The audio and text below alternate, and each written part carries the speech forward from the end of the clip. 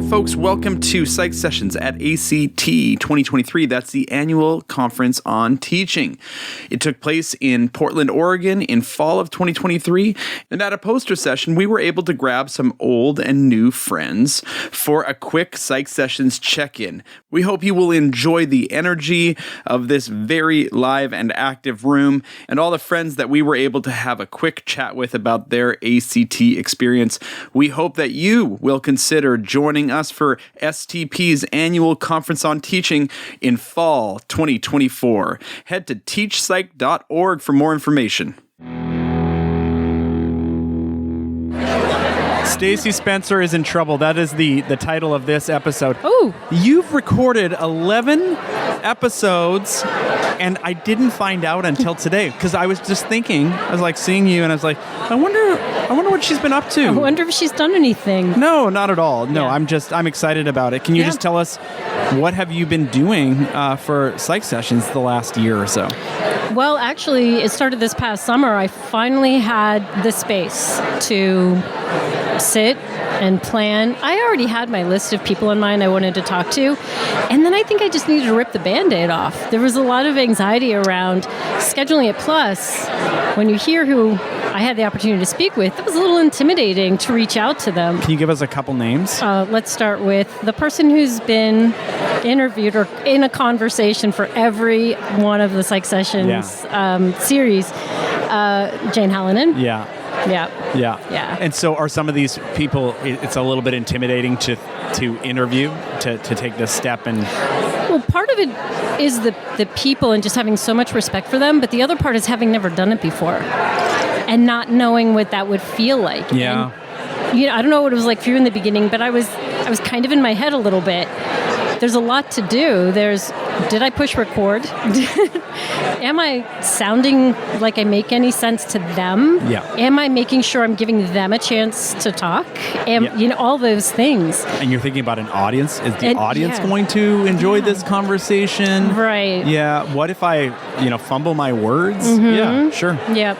And what is it going to sound like to others? And I had a specific goal in mind. It's not a good idea to try to speak to two audiences, but I did want there to be a takeaway for instructors, and I wanted there to be a takeaway if any students happen to listen. Yeah. And so I tried to remember to ask each person that, what is something that you do, career-related, because that's my thing, love careers. What's something you do that works really well, and how could someone do that without a whole lot more than your instruction right now? And then if a student doesn't have faculty who are doing any career work with them, how can they do it on their own so they're not just sitting here listening and thinking, well, I don't have anyone to help me. So that was one of the goals. We also played a game in every episode. What do you mean? Do I have to wait, or can you tell me? I'll tell you. All right, tell me. I don't know. I don't know if I want to let it... I'm fascinated by job descriptions. Uh-huh. And so prior to every interview, I look for bachelor level jobs in their location. And then I had a variety of variations on the game. I had tell me the job title based on the description. I'm going to give you the job title. You tell me the description. What fun. Skills do you think this job requires? Sometimes I'm going to give you a description of a job and you tell me if it requires more than a bachelor's degree. If so, is it a master's level or a doctor level job? It was a lot of fun. Wow. So, and the point of that is, are you trying to, why don't you tell me, what is the point of that game? Is it just for fun, or is it, does it mean something the way that we write job descriptions?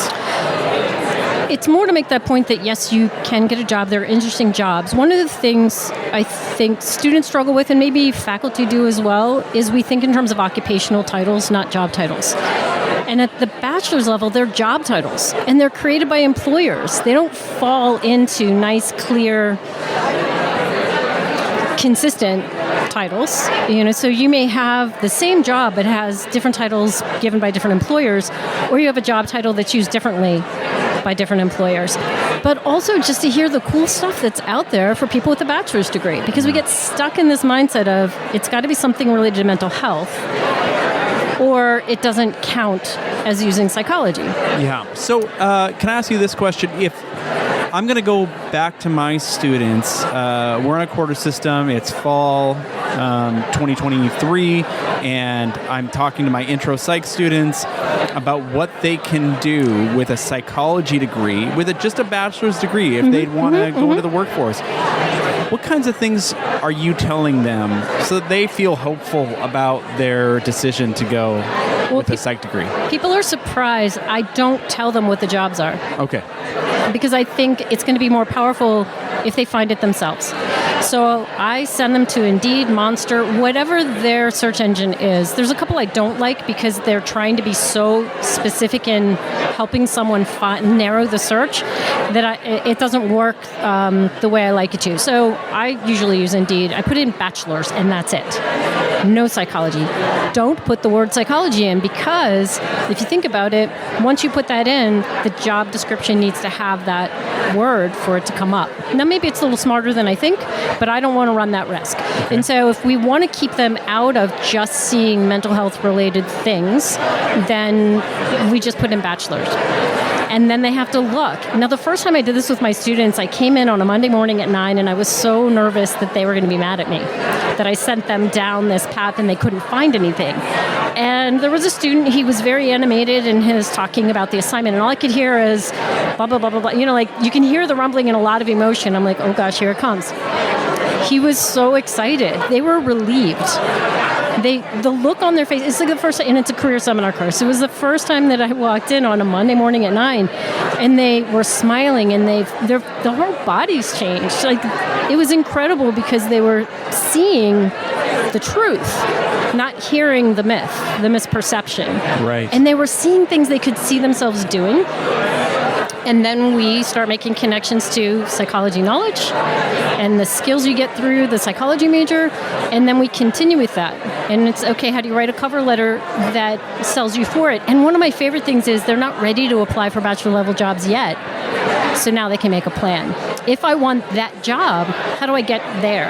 And one thing I suggest is reach out to that employer and see if they have opportunities for internships, or if they have part-time jobs or something, so that you're getting the experience. When you're submitting that resume for that job one day, you have the years of experience that they're looking for. I love that you're giving them that exposure, because the alternative is no professor walks them through this and they have their BA, and then in May they start looking for jobs and have no idea what they're doing, and they've never seen the descriptions, and they don't have somebody walking through it with them. Yep.